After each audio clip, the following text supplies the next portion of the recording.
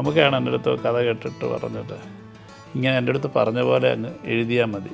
അപ്പം ഇങ്ങനെ സംസാരിച്ച് ഇരിക്കുന്ന സമയത്ത് പെട്ടെന്ന് എൻ്റെ അടുത്ത് അങ്ങ് ചാടി വീഴുന്ന പോലെ ആയിരുന്നു. അപ്പോഴും പറഞ്ഞു ഇല്ല ഞാൻ കരയുകയായിരുന്നു എന്നാണ് പറയുന്നത്.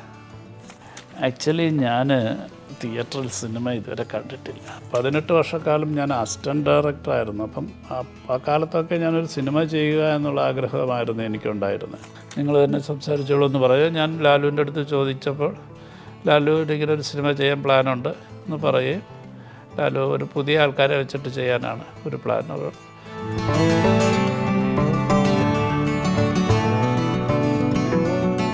മലയാളത്തിൻ്റെ ഏറ്റവും മികച്ച നോവലുകളിലൊന്ന് ഇന്ന് മലയാള സിനിമകളുടെ ഏറ്റവും മികച്ച ലിസ്റ്റിൽ കയറിയിരിക്കുകയാണ്.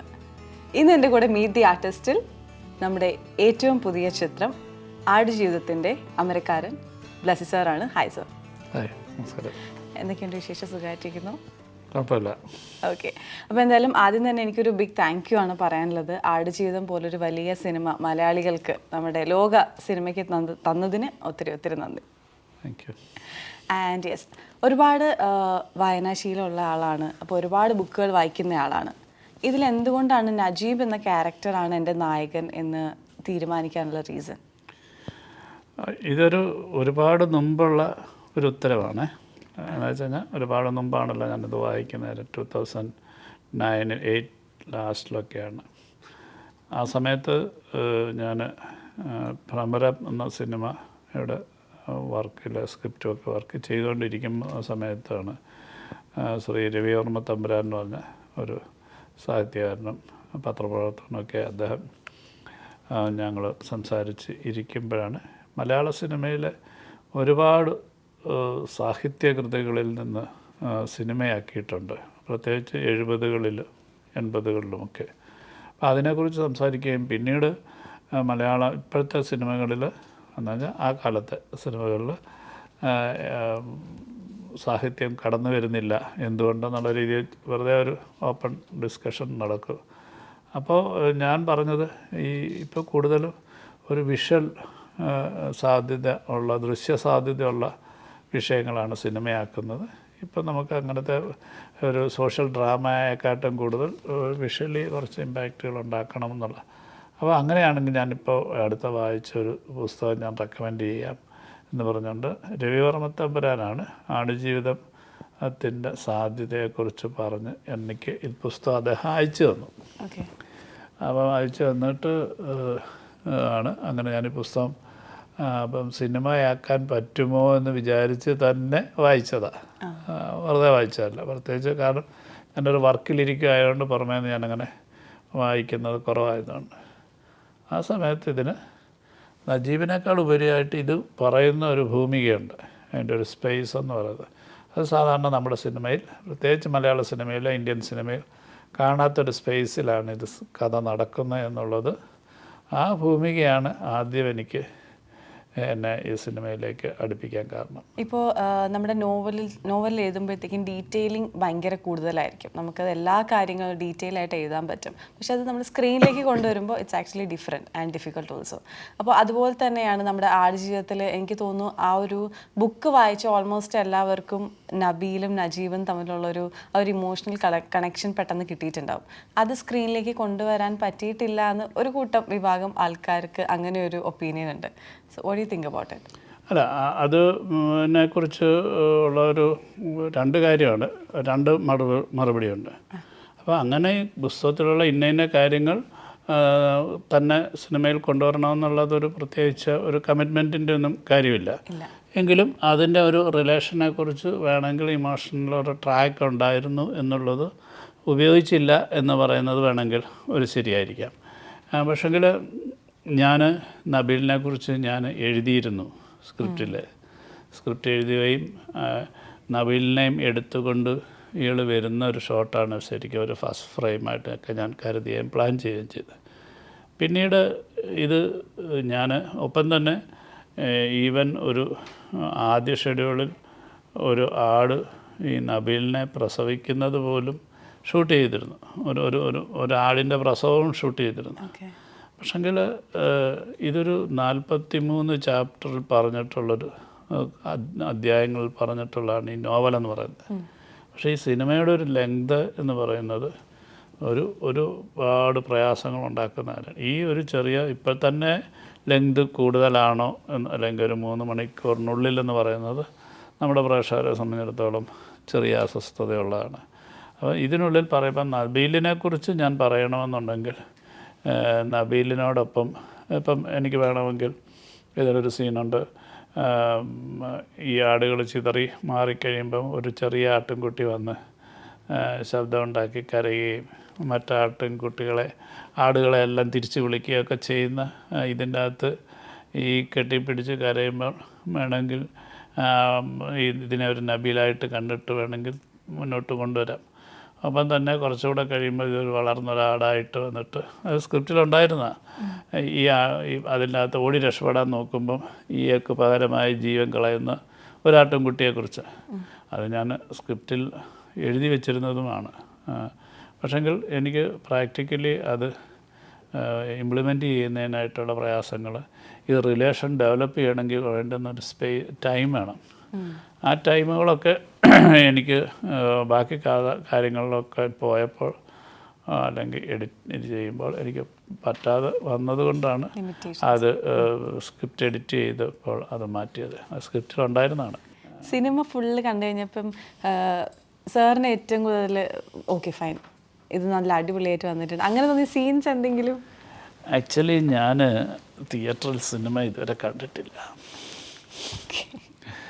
ഞാൻ ഈ സ്റ്റുഡിയോയിലൊക്കെയുള്ള DI സ്റ്റുഡിയോയിലും ക്യൂബിൻ്റെ സ്റ്റുഡിയോയിലും തിയേറ്ററിലുമൊക്കെയാണ് സിനിമ കണ്ടിട്ട് ഞാൻ തടിച്ചിരുന്ന് കണ്ടിട്ടേ ഉള്ളൂ. ഓഡിയൻസിനോടൊപ്പം ഞാൻ സിനിമ ഇതുവരെ കണ്ടിട്ടില്ല. അതൊരു സിനിമേൻ്റെ എല്ലാ സിനിമകളുടെയും അനുഭവം അത് തന്നെയാണ്. പറഞ്ഞ് കുറേ കാലം കഴിഞ്ഞിട്ടായിരിക്കും ചിലപ്പോൾ നമ്മളിത്, പക്ഷേ ഇത് എനിക്ക് ചിലപ്പം അടുത്ത ദിവസങ്ങളിൽ കണ്ടേക്കും. എനിക്ക് തോന്നുന്നത് വലിയൊരു എക്സ്പീരിയൻസ് ആണ്. കാരണം മറ്റു സിനിമ പോലെ അല്ല, ഇത് തിയേറ്ററിലൊരു എക്സ്പീരിയൻസ് തന്നെയാണ്. കാരണം വലിയ സ്ക്രീൻ, അറ്റ്മോസ്, സൗണ്ട്, അപ്പോൾ ഇതെല്ലാം നമ്മൾ സ്റ്റുഡിയോസിൽ ചെക്ക് ചെയ്യുന്നതാണ്. ബട്ട് ആൾക്കാരോടൊപ്പം ഇരുന്ന് കാണുക എന്ന് പറയുന്നത് എൻ്റെ ഒരു സന്തോഷം. അതെ, എനിക്കൊന്ന് പൃഥ്വിൻ്റെ ഒരു ട്രാൻസ്ഫോർമേഷൻ അതിനെപ്പറ്റി പറയുമ്പോൾ നമ്മൾ തീർച്ചയായും ഗൂഗിളിനെ പറ്റിയും സംസാരിക്കണം. എനിക്കിപ്പോഴും എൻ്റെ മൈൻഡിൽ നിൽക്കുന്നൊരു സീൻ എന്ന് പറഞ്ഞാൽ ആ ലൈഫ് എൻഡ് ചെയ്യാൻ പോകണു എന്നുള്ളൊരു സിറ്റുവേഷനിൽ പുള്ളിയുടെ ഒരു ആക്ടിങ്, ആ ഒരു റെസ്പോണ്ട് ചെയ്യുന്ന രീതിയുണ്ട്. It was amazing actually. എങ്ങനെയാണ് ഗൂഗിളിനെ ഇതിലേക്ക് പ്ലേസ് ചെയ്യുന്നത്? ഗൂഗിളിനെ സാധാരണ പോലെ തന്നെ ഒരു ഓഡിഷനിൽ തന്നെയാണ് അദ്ദേഹത്തിനെ നമ്മൾ സെലക്ട് ചെയ്യുന്നത്. അപ്പം ഒരുപാട് എനിക്കൊന്നൊരു 100-500 കുട്ടികളെ നമ്മൾ നോക്കിയിരുന്നു പലപ്പോഴായിട്ട്. അപ്പം ഗൂഗിള് എൻ്റെ അടുത്ത് ഞാൻ തനിച്ച് ഗ്രൂപ്പിലല്ല ഗൂഗിള് വരുന്നത് തനിച്ച് ഒരാൾ പറഞ്ഞിട്ട് ഇങ്ങനെ വന്ന് ഞാൻ സംസാരിച്ച് അയാളുടെ അടുത്ത് എന്തെങ്കിലും ഒന്ന് പെർഫോം ചെയ്യാൻ പറഞ്ഞു. അപ്പം ഇങ്ങനെ സംസാരിച്ച് ഇരിക്കുന്ന സമയത്ത് പെട്ടെന്ന് എൻ്റെ അടുത്ത് അങ്ങ് ചാടി വീഴുന്ന പോലെ ആയിരുന്നു, എന്നെ പേടിപ്പിക്കുന്ന പോലെയൊക്കെ വന്നു. നമ്മളും പെട്ടെന്ന് ഇളെന്താണ് എന്നുള്ള രീതി നമ്മളൊന്ന് റിയാക്ട് ചെയ്യത്തില്ലേ. പക്ഷേ എനിക്കത് ആ കുട്ടിക്ക് അങ്ങനെ ഒരു കോൺഫിഡൻസ് ഉണ്ടായല്ലോ. എന്നെ പെർഫോമൻസ് ആണെങ്കിൽ പോലും എൻ്റെ നേരെ വന്ന് സംസാരിക്കുന്നു എന്നൊക്കെ പറയുന്ന പോലുള്ളൊരു കോൺഫിഡൻസ്. ആ കോൺഫിഡൻസാണ് എനിക്ക് ആദ്യം അയാളോടുള്ളൊരു താല്പര്യം തോന്നിയത്. അത് ചിലപ്പോൾ എല്ലാവർക്കും അങ്ങനെ തോന്നത്തില്ല. പിന്നെ കൂടുതൽ സംസാരിച്ചപ്പോഴും പിന്നെ അയക്ക് ആ സമയത്ത് എനിക്കൊന്ന് 17 വയസ്സൊക്കെ കാണത്തുള്ളായിരിക്കും ആ സമയത്ത് എനിക്ക് തോന്നുന്നു. തുടക്കത്തിൽ 17-18 വയസ്സേ ഉണ്ടായിരുന്നുള്ളൂ. അപ്പോൾ അതിൻ്റെ ഒരു ചാമുണ്ടായിരുന്നു, കാര്യങ്ങളുണ്ടായിരുന്നു. പിന്നെ സിനിമയിലെ പോലെ തന്നെ ഒരു 3-4 വർഷം കഴിഞ്ഞപ്പോഴാണ് ലാസ്റ്റ് സീക്വൻസ് എടുക്കുന്നതെന്ന് പറയുന്നത്. ആ ഒരു വളർച്ച സ്വാഭാവികമായിട്ട് മറ്റ് ഇപ്പം പൃഥ്വിരാജിലുണ്ടാകുന്നതിനെക്കാട്ടും ഫിസിക്കലി നാച്ചുറൽ ട്രാൻസ്ഫോർമേഷൻ ഗൂഗിളിനുണ്ടായി. ഓക്കെ. ഇപ്പോൾ സാറിൻ്റെ എല്ലാ സിനിമകളിലും എനിക്ക് തോന്നുന്നു നമ്മുടെ കഥാപാത്രങ്ങൾ നിസ്സഹായരാണ് എന്ന് ഫീൽ ചെയ്തിട്ടുണ്ട്. ഓൾമോസ്റ്റ് എല്ലാ ക്യാരക്ടറും, എല്ലാ പുരുഷ കഥാപാത്രങ്ങളും. അപ്പോൾ സാറ് വന്നൊരു വേ എന്ന് പറയുന്നത് ഇപ്പോൾ പത്മരാജൻ സാറായാലും ലോഹിതദാസ് സാറായാലും അവരുടെ ആ ഒരു ഗ്ലോറി ഏജിൽ നിന്നാണ് സാറ് തുടങ്ങുന്നത് തന്നെ. അപ്പോൾ അത് എത്രത്തോളം ഹെൽപ്പ് ചെയ്തിട്ടുണ്ട്? ഒരുപാട് ഹെൽപ്പ് ചെയ്തിട്ടുണ്ട്. കാരണം ഞാൻ എൻ്റെ ഏറ്റവും വലിയ ഗുരുത്വം ആയി കരുതുന്ന പത്മനാഭൻ സാറിനോടൊപ്പം എൻ്റെ അല്ലെങ്കിൽ പത്മനാഭൻ സാറിനെ എനിക്ക് ഗുരുവായിട്ട് മനസ്സിൽ സൂക്ഷിക്കാൻ കഴിയുന്നു എന്നുള്ളതാണ്. ഏത് തരത്തിലുള്ള പ്രതിസന്ധികൾ വരുമ്പോഴും അല്ലെങ്കിൽ അതിൻ്റെ ഒരു നിർണായകമായ ഘട്ടത്തിലൊരു തെറ്റാണ് ഞാൻ ചെയ്യുന്നത് എന്നുള്ളത് ഒരു അവസാന നിമിഷമെങ്കിലും എനിക്ക് പറഞ്ഞു തരുന്നത് പോലെ എനിക്ക് തോന്നും. അത് ശരിയല്ല, കറക്റ്റ് ചെയ്യണമെന്നുള്ളത്. അത് ഒരുപാട് അനുഭവങ്ങൾ എനിക്ക് ഈ സിനിമയ്ക്കും ഉണ്ടായിട്ടുണ്ട്, എല്ലാ സിനിമയ്ക്കും ഉണ്ടായിട്ടുണ്ട്. അപ്പോൾ അതിനെ ഞാൻ ഒരു ഗുരുത്വമായിട്ടാണ് ഞാൻ കരുതുന്നത്. അപ്പം പത്മനാഭ സാറിൻ്റെ ഒരു സ്ക്രിപ്റ്റിംഗ് എന്ന് പറഞ്ഞു കഴിഞ്ഞാൽ നമ്മൾ വളരെ കൊതിയോടുകൂടി മലയാളികൾ കാത്തിരിക്കുന്നത് ഇതാണ്. വെച്ചാൽ വളരെ നാച്ചുറലായിട്ട്, പ്രത്യേകിച്ച് അദ്ദേഹത്തിൻ്റെ ഡയലോഗുകൾ, സിറ്റുവേഷനുകൾ ഒക്കെ, അദ്ദേഹത്തിൻ്റെ കഥാപാത്രങ്ങൾക്കുള്ള ഡെപ്തും ഒക്കെ, അതൊക്കെ എല്ലാവരെയും പോലെ ഞാനും മാറി നിന്ന് ഇഷ്ടപ്പെടുകയും ആഗ്രഹിക്കുകയും വീക്ഷിക്കുകയൊക്കെ ചെയ്തിട്ടുള്ള. ഇപ്പോൾ ലോഹിയേട്ടനെ സംബന്ധിച്ചിടത്തോളം ലോഹിയേട്ടൻ ഒരു നാടകത്തിൻ്റെ പശ്ചാത്തലത്തിൽ നിന്ന് സിനിമയിലേക്ക് വന്നിട്ടുള്ള ഒരാളാണ്. പക്ഷെങ്കിൽ ലോഹിയേട്ടനും അഭിനയത്തിനെക്കുറിച്ച് എനിക്ക് തോന്നുന്നു ആർട്ടിസ്റ്റുകളെ അഭിനയിച്ച് അതിൻ്റെ പ്രകടനം കാഴ്ചവെക്കുന്ന അഭിനയത്തിൻ്റെ സാധ്യതകളെക്കുറിച്ചൊക്കെ കൂടുതൽ ഡീറ്റെയിലിങ് ചെയ്യാൻ ലോഹിയേട്ടന് സാധിച്ചിട്ടുണ്ട്. അപ്പോൾ അതും നമ്മൾ ലോഹിയേട്ടനോടൊപ്പം വേണ്ട ഒരു 4-5 സിനിമകൾ വർക്ക് ചെയ്തു എന്നുള്ളത് പലതരത്തിൽ ഗുണകരമായിട്ടുണ്ടാവും. ഞാനും ഇങ്ങനെ അഭിനയിച്ചൊക്കെ കാണിക്കുന്ന ഒരാളാണ്. ആണല്ലേ? ഓക്കെ. ഇപ്പോൾ സാറിന് ഇപ്പോൾ ഒരു കരിയർ നോക്കുകയാണെന്നുണ്ടെങ്കിൽ ഒരു നാഷണൽ അവാർഡുണ്ട്, മറ്റ് അവാർഡുകളുണ്ട്. അപ്പോൾ ഇതിൽ ഈ ഒരു ജേർണിയിൽ ഏറ്റവും ചെറിഷ് ചെയ്യുന്നൊരു മൂമെൻറ്റ്, എനിക്കറിയാം ഇറ്റ്സ് വെരി ഡിഫിക്കൾട്ട് ആൻഡ് ഈ ക്വസ്റ്റ്യൻ തന്നെ കേൾക്കുമ്പോഴത്തേക്കും ഒരുപാട് പുറകിലേക്ക് may be you'll be going, and ഏതെങ്കിലും ഒരു പോയിന്റിൽ ഓക്കെ ഇത് എൻ്റെ ലൈഫിലെ ഏറ്റവും വലിയൊരു മൂമെൻ്റ് ആയിരുന്നു എന്ന് തോന്നിയിട്ടുണ്ടോ? എൻ്റെ ലൈഫിലെ ഏറ്റവും വലിയൊരു മൊമെൻ്റായിട്ട് എനിക്ക് തോന്നിയിട്ടുള്ളത്, ഞാനൊരു 18 വർഷക്കാലം ഞാൻ അസിസ്റ്റൻറ്റ് ഡയറക്ടറായിരുന്നു. അപ്പം ആ കാലത്തൊക്കെ ഞാനൊരു സിനിമ ചെയ്യുക എന്നുള്ള ആഗ്രഹമായിരുന്നു എനിക്കുണ്ടായിരുന്നത്. അപ്പോൾ എന്നെങ്കിലും ചിലപ്പോൾ ഒരു സിനിമ ചെയ്യുമായിരിക്കും എന്നുള്ളൊരു തോന്നലും അതിനുവേണ്ടിയുള്ള ശ്രമങ്ങളും നടത്തിയിട്ടുണ്ട്. പക്ഷേ ഞാനൊരു റൈറ്ററാകുമെന്നുള്ളത് എന്നെ സംബന്ധിച്ചിടത്തോളം ഇപ്പോഴും സർപ്രൈസിങ്ങും സന്തോഷമുള്ളതാണ്. കാരണം ഞാൻ എഴുതിയെന്ന് പറയുന്നതിനോട് എനിക്ക് സിനിമ ചെയ്തതിനേക്കാൾ കൂടുതൽ, അപ്പം അങ്ങനെ അതിനെനിക്ക് കാരണമായത് മമ്മൂക്കയാണ് എൻ്റെ അടുത്ത് കഥ കേട്ടിട്ട് പറഞ്ഞിട്ട്, ഇങ്ങനെ എൻ്റെ അടുത്ത് പറഞ്ഞ പോലെ അങ്ങ് എഴുതിയാൽ മതി, എനിക്കറിയത്തില്ല എന്ന് പറഞ്ഞപ്പോഴും എന്നെ നിർബന്ധിച്ചു. ഈ എൻ്റെ അടുത്ത് ഇപ്പോൾ പറഞ്ഞ പോലെ നീ അങ്ങ് എഴുതിയാൽ മതി, ശരിയായില്ലേ നമുക്ക് മാറ്റി എഴുതിക്കാം എന്ന് പറഞ്ഞു. അങ്ങനെയാണ് കാഴ്ച ഞാൻ ആദ്യമായിട്ട് എഴുതുന്നത്. പിന്നെ എല്ലാ സിനിമ, ഈ സിനിമ ഉൾപ്പെടെ എൻ്റെ സ്ക്രീൻ പ്ലേ നമ്മൾ തന്നെ ചെയ്യുന്നത്. ആ ഒരു എനിക്കുണ്ടായ ഞാൻ പോലും മനസ്സിലാകാത്ത തരത്തിലുള്ളൊരു കാര്യം എന്നിലേക്ക് എത്തി എന്ന് പറയുന്നതാണ് ഞാൻ ഏറ്റവും വലിയ മുഹൂർത്തമായിട്ട് ഈ സിനിമ ജീവിതത്തിൽ കാണുന്നത്. ഓക്കെ. ഈ സ്ക്രിപ്റ്റ് ആദ്യം എഴുതിയിട്ട് ആരെയാണ് വായിച്ച് കേൾപ്പിച്ചത് അല്ലെങ്കിൽ വായിക്കാൻ കൊടുത്തത്? അല്ല, ഈ സ്ക്രിപ്റ്റ് പലപ്പോഴും ഞാൻ എഴുതിക്കൊണ്ടിരിക്കുമ്പോൾ തന്നെ ഞാൻ നമ്മളുമായിട്ട് അടുത്ത് നിൽക്കുന്ന പല ആൾക്കാരെയും ഞാനിങ്ങനെ സംസാരിക്കുകയും അല്ലെങ്കിൽ വായിക്കുകയും, ഈ സ്ക്രിപ്റ്റിനെ കുറിച്ച് എനിക്ക് അത്രയും തോന്നില്ല. സാധാരണ മറ്റ് സ്ക്രിപ്റ്റുകളൊക്കെ ആണെന്നുണ്ടെങ്കിൽ ഇങ്ങനെ അതിൻ്റെ ഒരു എക്സൈറ്റ്മെൻ്റ് ഉണ്ടല്ലോ, നമുക്കിങ്ങനെ എഴുതാൻ പറ്റുന്നത്. ഇതിപ്പോൾ ഒരു കഥയുണ്ടല്ലോ, മറ്റേന്ന് പറഞ്ഞാൽ കഥ പുതുതായിട്ടുണ്ടായിക്കൊണ്ടിരിക്കുകയല്ലേ. അപ്പോൾ ഓരോ സിനിമയ്ക്കും ആദ്യമായി ഇപ്പം പ്രമരം എന്ന് പറഞ്ഞ സിനിമയ്ക്കകത്ത് രാജീവ് മല്യത്താണ് അതിൻ്റെ ഒരു, അപ്പോൾ അദ്ദേഹത്തിന് ഇങ്ങനെ ആൾക്കാരോടത്ത് പറയുമ്പോഴായിരിക്കും, ഇപ്പോൾ പ്രണയത്തിലാണെങ്കിൽ സജീവ് വിളിക്കുമ്പോൾ ഞാൻ ഇങ്ങനെ ഒരു പരിപാടി ആലോചിക്കുന്നുണ്ട്, ഇങ്ങനെ ഒരു സീൻ ഇങ്ങനെ ആലോചിക്കും, അതങ്ങനെ പറയുമ്പോഴാണ് നമുക്ക് കൂടുതൽ ഡെവലപ്പ് ചെയ്യുകയൊക്കെ ചെയ്യുന്നത്. ഞാൻ ആക്ച്വലി കാഴ്ചയാണല്ലോ ആദ്യം എഴുതിയത്. ആ ആദ്യം എഴുതിയ സ്ക്രിപ്റ്റ് ആരെ കൊണ്ടാണ് വായിപ്പിച്ചതെന്നാണ് ഞാൻ ചോദിച്ചത് ആക്ച്വലി. കാഴ്ചയുടെ സ്ക്രിപ്റ്റ് എനിക്കൊന്ന് പൂർണ്ണമായി എൻ്റെ മുറിയുടെ പുറത്ത് എൻ്റെ കൂടെ വർക്ക് ചെയ്തുകൊണ്ടിരുന്ന, ഞാനന്നൊരു അസിസ്റ്റൻറ്റ് ഡയറക്ടറാണല്ലോ, അപ്പോൾ ആ സിനിമയിൽ കൂടെ വർക്ക് ചെയ്തുകൊണ്ടിരുന്ന 1-2 കുട്ടികൾ നമ്മുടെ മുറിയുടെ പുറത്തുണ്ടാവും എപ്പോഴും. അപ്പോൾ ഒരു സീൻ എഴുതി കഴിഞ്ഞാൽ ഓടി ഇറങ്ങി അവരെയാണ് വായിച്ച് കേൾപ്പിക്കുന്നത്. ഇങ്ങനെ എന്ന് വെച്ചാൽ എനിക്കറിയില്ലല്ലോ ഇത് കൊള്ളാമോ ഇല്ലയോ എന്നുള്ളത്. ഇങ്ങനെയൊക്കെ എഴുതിയിട്ടുണ്ട്, കൊള്ളാമോടോ എന്ന് ചോദിക്കും. അപ്പോൾ അവരാണ് പറയുന്നത് ചാച്ചാ കൊള്ളാം, നന്നായിട്ടുണ്ടെന്നൊക്കെ പറയുന്നത്. അങ്ങനെ ആദ്യത്തെ വായന ചിലപ്പം അവരൊക്കെ തന്നെ ആയിരിക്കും ആദ്യം ചെയ്തിട്ടുള്ളത്, ജോർജും ഒക്കെ. ഓക്കെ. അപ്പം നമ്മുടെ ഈ ഒരു ബുക്കിൽ നിന്ന് അഡാപ്റ്റ് ചെയ്യുമ്പോൾ നമ്മൾ ശ്രദ്ധിക്കേണ്ട ഒരുപാട് കാര്യങ്ങളുണ്ട്. ഇപ്പോൾ ആസ് എ എന്താ പറയുക, ഇനിയിപ്പോൾ ചെയ്യാൻ പോകുന്ന പുതിയ ആൾക്കാർക്ക് സാറിൻ്റെ ഒരു എന്താ പറയുക ഒരു വേർഡ് എന്തായിരിക്കും അവർക്ക് കൊടുക്കാൻ ആഗ്രഹിക്കുന്ന ഒരു ബുക്ക് നമ്മൾ അഡാപ്റ്റ് ചെയ്യുമ്പോൾ? അതായത് ഒരു ബുക്ക് ഒരുപാട് ക്ലാസിക് നോവലുകൾ സിനിമയായിട്ട് ആ സിനിമകൾ ഒരുപാട് ബുക്കിനോടൊപ്പം എത്താതെ പോയിട്ടുണ്ട്. എന്നാൽ ബുക്കിനേക്കാൾ മികച്ചതായിട്ടുള്ള പല സിനിമകളും ഉണ്ടായിട്ടുണ്ട്. ഇത് നമ്മൾ ഒരു സിനിമ എന്ന് പറയുന്നതും ഒരു വിഷ്വൽ മീഡിയ ആണ്. അത് നമ്മൾ കാണുകയാണ് കൃത്യമായിട്ട്. അത് സിനിമ കാണുന്നത് മാത്രമേ ഉള്ളൂ നമ്മുടെ മനസ്സിലേക്ക് എത്തുന്നത്. അത് ഓരോരുത്തർക്കും പല ഡയമെൻഷൻ ഉണ്ടാക്കുന്നുണ്ടെങ്കിൽ പോലും പക്ഷേങ്കിൽ വായന എന്ന് പറയുന്നത് ഓരോ വായനക്കാരനും അവൻ്റെ അനുഭവങ്ങൾ വെച്ചിട്ടാണ് ഇതിനെ പ്ലാൻ ചെയ്യുന്നത്. ഇപ്പോൾ ഒരു ഡെസേർട്ട് കണ്ടവരുണ്ടാവാം, കാണാത്തവരുണ്ടാവാം. അങ്ങനെ ആ ഭൂമി അതിൻ്റെ അനുഭവങ്ങൾ പോലും അങ്ങനെ ആയിരിക്കും. വായിക്കുന്ന ഒരാളുടെ ഡെപ്ത് അനുസരിച്ചാണ് ആ ക്യാരക്ടറിന് ഡെവലപ്മെൻ്റ് ഉണ്ടാവുക എന്ന് പറയുന്നത്. അപ്പം കുറോസാവയുടെ ത്രോൺ ഓഫ് ബ്ലഡ് എന്ന് പറയുന്ന സിനിമയ്ക്ക് മാക്ബത്തിൻ്റെ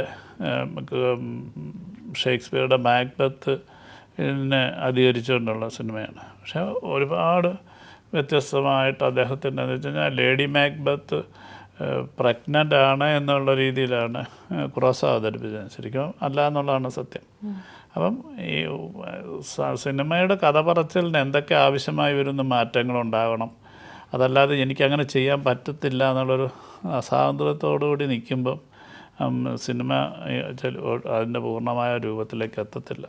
ഇപ്പം പുസ്തകത്തിൽ പറയുന്ന പല കാര്യങ്ങളും സിനിമയായിട്ട് വരുമ്പം ചിലപ്പം നമുക്ക് കൺവിൻസിങ് ചെയ്യാൻ പറ്റത്തില്ല. ചില കാര്യങ്ങൾ നമുക്ക് അരോചകമായിട്ട് തോന്നാം. പിന്നെ ഇതിൻ്റെ ഒരു സിനിമയെ സംബന്ധിച്ചിടത്തോളം ഒരു കണ്ടിന്യൂറ്റി ആവശ്യമുണ്ട്. ഒരു സ്പേസ്, ടൈം ആൻഡ് സ്പേസ് എന്ന് പറയുന്നത് ഏറ്റവും അധികം ആവശ്യമായിട്ടുള്ളത് സിനിമയ്ക്കാണ്.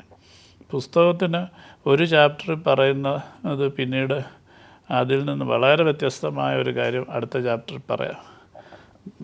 പക്ഷേങ്കിൽ അത് തമ്മിലൊരു ജമ്പ് നമുക്ക് തോന്നത്തില്ല. കാരണം ഒരു അധ്യായം കഴിയുമ്പോൾ ചിലപ്പോൾ നമ്മൾ അടുത്ത അധ്യായം വായിക്കുന്ന ചിലപ്പോൾ കുറച്ചധികം സമയം കഴിഞ്ഞിട്ടായിരിക്കാം.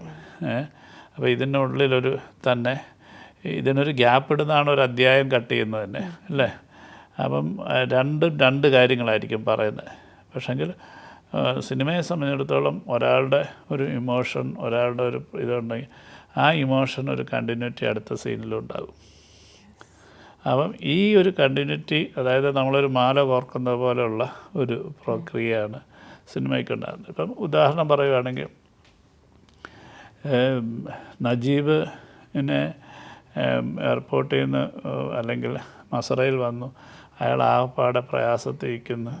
അങ്ങനെ നിൽക്കുന്ന ഒരാളുടെ അയാൾക്ക് എങ്ങനെയെങ്കിലും, അപ്പം ഇതിനകത്ത് റിയൽ നജീബിൻ്റെ കൃത്യമായ കാര്യങ്ങൾ ബെന്യാമിൻ പറഞ്ഞാൽ എനിക്കറിയത്തുള്ളൂ.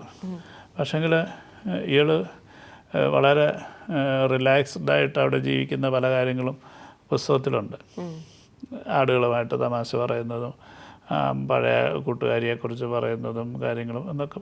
പക്ഷേ ഇതൊന്നും ആലോചിച്ച് നോക്കി, അങ്ങനെ ഒരു സ്പേസ് ഞാൻ ചെയ്ത സിനിമയിൽ വന്നു കഴിഞ്ഞാൽ അങ്ങനെ ആയിരിക്കും. അപ്പം നമ്മളുടെ സിനിമയിൽ ഇയാൾ അവിടെ വന്ന് ട്രാപ്പായി അയാൾക്ക് എങ്ങനെയെങ്കിലും അവിടെ നിന്ന് രക്ഷപ്പെടണം. അതിൻ്റെ ഒരു ഓർമ്മയിലാണ് ഈ പോകുന്നത്. പിന്നെ അതിൻ്റെ ഒരു ജേർണിയാണ് പിന്നെ എന്ന് പറയുന്നത്. അപ്പം ഇത് ആ തിരിച്ചറിവുണ്ടാകുന്നതാണ് ഈ അഡോപ്റ്റഡ് സ്ക്രിപ്റ്റ് എന്ന് പറയുന്നതിൻ്റെ അകത്ത്. എന്ന് വെച്ച് കഴിഞ്ഞാൽ പുസ്തകത്തിൻ്റെ ഭാഷയും സിനിമയുടെ ഭാഷയും തമ്മിൽ തിരിച്ചറിയപ്പെടണം. അതല്ലാതെ അതിലുണ്ടാത്ത ഇല്ലല്ലോ എന്ന് പറയുന്നത് ന്യൂനതയല്ല. അതിലുള്ള ഉണ്ടാകുമ്പോൾ അടുത്ത സീൻ ഇതിൻ്റെ ബാക്കിയായിരിക്കണം, അല്ലെങ്കിൽ അങ്ങനെ ഒരു റിലാക്സ് ചെയ്തിട്ടുള്ളൊരവസ്ഥയിലായിരിക്കണം അടുത്തതിലേക്ക് വരാൻ. അപ്പോൾ ആ ഒരു എങ്കിൽ മാത്രമേ നമുക്കതൊരു കാണുന്നവനത് ഫീൽ ചെയ്യത്തുള്ളൂ, അയാളോടൊപ്പം ട്രാവൽ ചെയ്യാൻ പറ്റത്തുള്ളൂ. അല്ലെങ്കിൽ ഓരോ പീസ് അതിന് സാഹിത്യത്തിനത് കുഴപ്പമില്ല. കാരണം നിങ്ങളും ഒരു അധ്യായം ചിലപ്പം തന്നെ ഒരു പേജ് കഴിഞ്ഞിട്ട് മടക്കി വെച്ചിട്ടായിരിക്കും പിന്നെ വായിക്കുക. വായനയ്ക്ക് ആ പ്രശ്നമില്ല. ഇത്തരം കാര്യങ്ങൾ എന്ന് വെച്ചാൽ വിഭിന്നമായ കാര്യങ്ങൾ, പരസ്പരം ബന്ധമില്ലാത്ത പല കാര്യങ്ങൾക്ക് പോലും ചേർത്ത് വെക്കാം. കാരണം നമുക്ക് അത് കഴിഞ്ഞ് കുറേ കാലങ്ങൾക്ക് ശേഷം പറഞ്ഞുകൊണ്ട് എഴുതാം. പുസ്തകത്തിൽ നമ്മളിങ്ങനെ സംസാരിച്ചുകൊണ്ടിരിക്കുമ്പം കുറേ കാലങ്ങൾക്ക് ശേഷം എന്ന് പറഞ്ഞുകൊണ്ട് ഒരു അടുത്ത കട്ട് പോയാൽ ഒരു പ്രാവശ്യമൊക്കെ സഹിക്കുമായിരിക്കും, അത് കൂടുതൽ സഹിക്കുക. ഇല്ല. ഇമോഷണൽ ജേർണി എന്ന് പറയുന്നത് വളരെ ഇമ്പോർട്ടൻ്റ് ആണ്. ഇപ്പോൾ ഈ ഇമോഷൻ്റെ കാര്യം പറഞ്ഞിട്ടുണ്ട്. എൻ്റെ അമ്മ പടം കണ്ടിട്ട് അവസാനിച്ച് വെറുതെ പറഞ്ഞ ഡയലോഗ് കേട്ടോ, ലാസ്റ്റ് സൈനുവിനെ ഒന്ന് കാണണമായിരുന്നു, എന്നാ അടിപൊളിയായതിനെ ക്ലൈമാക്സിൽ എന്നിങ്ങനെ പറഞ്ഞു.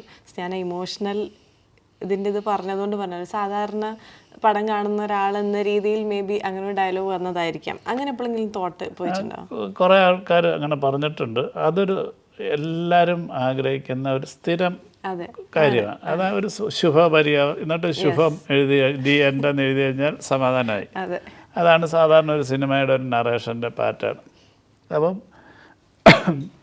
ഇതിനെക്കുറിച്ച് ഞാനും എൻ്റെ ഒരു ആദ്യത്തെ സ്ക്രിപ്റ്റിൽ ഇവർ നാട്ടിൽ ഒരുമിച്ചുള്ള ചില മൊമെൻറ്റുകൾ ഈ റോളിംഗ് ടൈറ്റിലിനോടൊപ്പം കാണിക്കാനായിട്ടും ഷൂട്ട് ചെയ്യാനായിട്ടും ഒക്കെ ഇരുന്നതാണ്.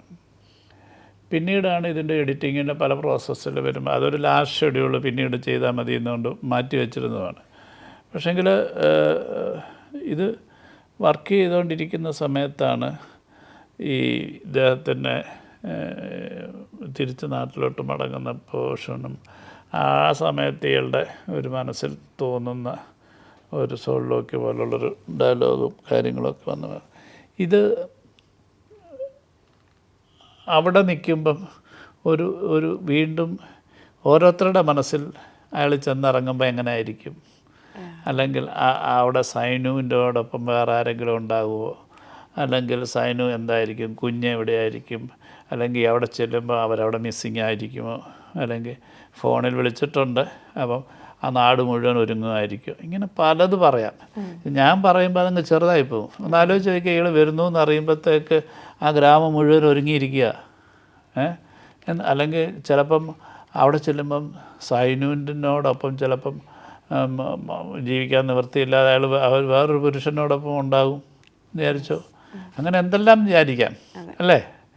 അപ്പോൾ അമ്മ പറഞ്ഞത് മാത്രമായിട്ട് നമുക്ക് അമ്മയുടെ മനസ്സിൽ അതുണ്ടാവും, വളർന്നല്ലോ, വേറൊരാളുടെ മനസ്സിൽ വേറൊന്നായിട്ട് വളരട്ടെ. അപ്പോൾ അങ്ങനെ നിൽക്കുമ്പോൾ ഉണ്ടാകുന്ന ഒരു ഗുണമെന്ന് പറഞ്ഞു കഴിഞ്ഞാൽ ഇതിനെ കുറച്ചും കൂടെ കൊണ്ടുപോകാൻ പറ്റും വീട്ടിലോട്ടൂടെ. അല്ലെങ്കിൽ തിയേറ്ററിൽ വെച്ച് ഇത് ഓക്കെ അവർ ഹാപ്പിയാണല്ലോ, നമുക്കിനി നമ്മുടെ പരിപാടി നോക്കാമെന്ന് കേൾക്കും. ഇപ്പം ഒരു വീട്ടിൽ ചെന്നിട്ടായിരിക്കും അമ്മ ഇത് ആലോചിച്ചല്ലേ. അതെ തീർച്ചയായിട്ടും. എനിക്കൊന്ന് കാണുന്നവരുടെ ആ ഒരു ക്രിയേറ്റിവിറ്റിക്ക് നമ്മൾ വിട്ടുകൊടുക്കുകയാണ്. എന്താന്ന് വെച്ചാൽ അവരുടെ ഒരു പങ്കാളിത്തം കൂടെ നമ്മൾ എടുക്കുക. തീർച്ചയായും. ഓക്കെ, അത് ഞാൻ എനിക്ക് തോന്നുന്നു എൻ്റെ സ്വഭാവങ്ങളിലുള്ള ഒരു സാധനമാണ്. എനിക്ക് കാഴ്ചയിലും ഒക്കെ അങ്ങനെ തന്നെയാണ് ഉള്ളത്.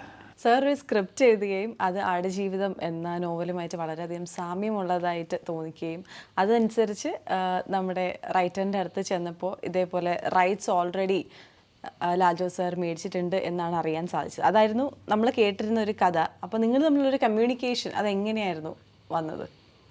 അല്ല, അങ്ങനെ ഒരു കഥയൊന്നും ഞാൻ കേട്ടില്ല. ശരിക്കും ഞാൻ അങ്ങനെ ഒരു ഡെസേർട്ട് സ്റ്റോറി ഒന്നും അങ്ങനെ എഴുതിയിട്ടുണ്ടായില്ല, ഞാൻ ചിന്തിച്ചിട്ടില്ല. ഞാൻ നേരത്തെ പറഞ്ഞല്ലോ, ഞാൻ ഈ രവിവർമ്മ തമ്പുരാൻ ആണ് എനിക്ക് ഈ പുസ്തകം പരിചയപ്പെടുത്തുന്നത്. പുസ്തകം വായിച്ചതിന് ശേഷം ഞാൻ ബെന്യാമിനെ വിളിക്കുകയും സംസാരിച്ചപ്പോഴാണ് ലാൽ ജോസ് ഇങ്ങനെ ഒരു താല്പര്യം പറഞ്ഞിട്ടുണ്ടെന്ന് പറയാൻ. അപ്പം ഞങ്ങൾ പരിചയക്കാരായതുകൊണ്ട് സുഹൃത്തുക്കളായതുകൊണ്ട് ചോദിക്കാൻ പറഞ്ഞു.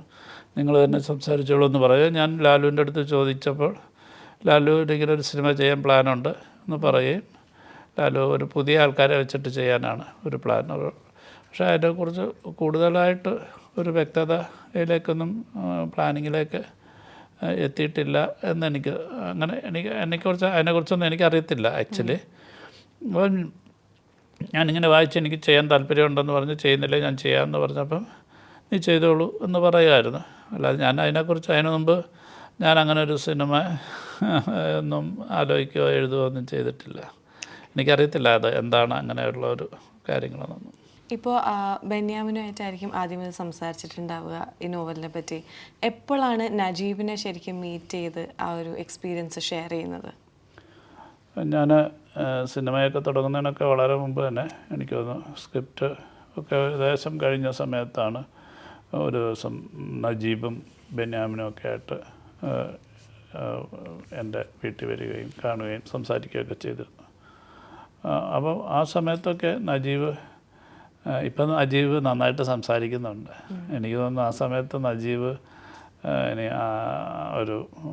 പക്ഷേ ഒരുപാട് പരിപാടികളൊക്കെ ആ സമയത്ത് പോകുന്നുണ്ടായിരുന്നു തോന്നുന്നു. പക്ഷേ ഞാൻ ചോദിക്കുമ്പോഴൊക്കെ ഞാൻ എപ്പോഴും കരച്ചിലായിരുന്നു. എനിക്ക് ഒന്നും അങ്ങനെ അല്ലാതെ വേറെ ഒന്നും ഓർക്കുന്നില്ല. എനിക്ക് ഭയങ്കരമായിട്ട് ആ ഒരു ഇമോഷനിൽ നിന്നുകൊണ്ടാണ് എന്നോട് ഒത്തിരി സംസാരിച്ചത്. അപ്പം അതുകൊണ്ട് തന്നെ എനിക്ക് അങ്ങനെ ഒരു നജീബിൽ നിന്നെങ്കിലും പ്രത്യേകിച്ച് എനിക്ക് മനസ്സിലാക്കാൻ പറ്റിയില്ല.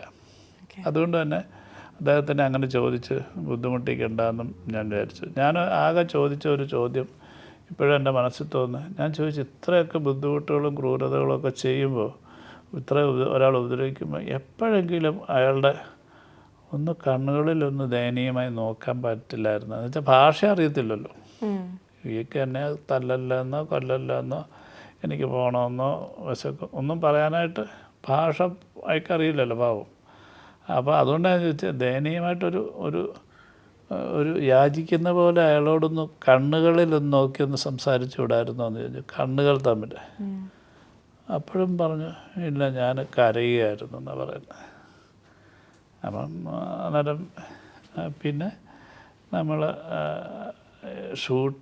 ഇതിൻ്റെ കംപ്ലീറ്റ് ഷെഡ്യൂൾ കഴിയുമ്പോൾ ആണ് ആ ദിവസം ബെന്യാമിൻ നജീബുമായിട്ട് എത്തുന്നതും പൃഥ്വിരാജിനെ മീറ്റ് ചെയ്യുന്നതും.